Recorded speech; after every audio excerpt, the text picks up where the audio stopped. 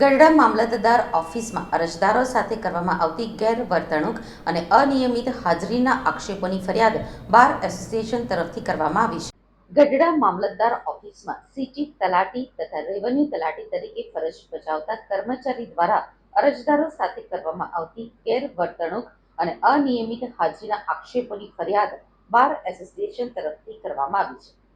બાર એસોસિએશનના પ્રમુખ ચેતનભાઈ ત્રિવેદી દ્વારા મીડિયા સમક્ષ જણાવવામાં આવ્યું હતું કે નાના ઝીંઝાવદર ગામના ખાતા ખેતીની જમીનની હક કમી અંગેની નોંધમાં 135 નોટિસમાં લીલાબેન નાગજીભાઈ ભુંગળિયાની નોટિસ બજાવ્યા અંગેના પત્રમાં રેવન્યુ તલાટી દ્વારા લીલાબેન નાગજીભાઈનો સહીના અંગૂઠાનું નિશાન પોતાની ઓફિસમાં બેસીને હાથે કરીને નાખેલ હોય અને આ અંગે લીલાબેન દ્વારા ગરડા મામલતદાર કચેરીમાં જરૂરી અરજી તથા સોગંદનામું આજરોજ ઇન્વર્ટ કરાવીને રજૂઆત કરેલ છે કે તેમને નોટિસ મળી નથી,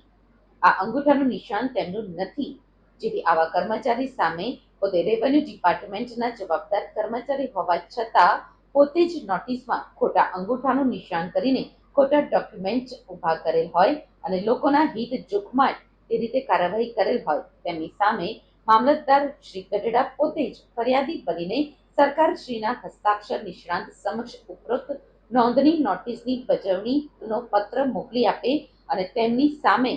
યોગ્ય કાર્યવાહી કરે તેવી ગઢડા બાર એસોસિએશનની માંગણી રહેલ છે। આપનો પરિચય? હું ચેતનભાઈ ત્રિવેદી, ગરડા બાર એસોસિએશન પ્રમુખ। શું આપનો પ્રશ્ન છે તેના વિશે જણાવશો? ઘણા બધા અરજદારો અને વકીલશ્રીઓની વ્યાપક પ્રમાણમાં ગરડાના સિટી તલાટી તથા રેવન્યુ તલાટી પીડી ડાબી વિરુદ્ધ મૌખિક રજૂઆતો આવેલ, જે અનુસંધાને એક અરજદાર લીલાબેન ભુંગળિયા કરીને છે, જેમની એક હક કમીની નોંધની અંદર આ તલાટી કમ મંત્રીશ્રીએ તે બેનને નોટિસ બજેલ ન હોવા છતાં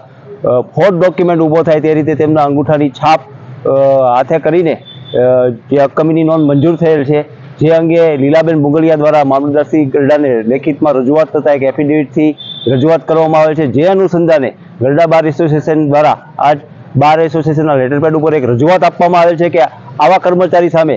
કાયદાકીય પગલાં યોગ્ય રીતે ભરાય અને ભવિષ્યમાં કોઈ કર્મચારી આવા ફ્રોડ ડોક્યુમેન્ટ ઊભા થઈ શકે તેવી કાર્યવાહી ન કરે એવો એક દાખલારૂપ બને તે માટે એક અધિકારી તરીકે પોતે ફરિયાદી બનીને અહીંયાની યોગ્ય તપાસ અને યોગ્ય તપાસ અર્થે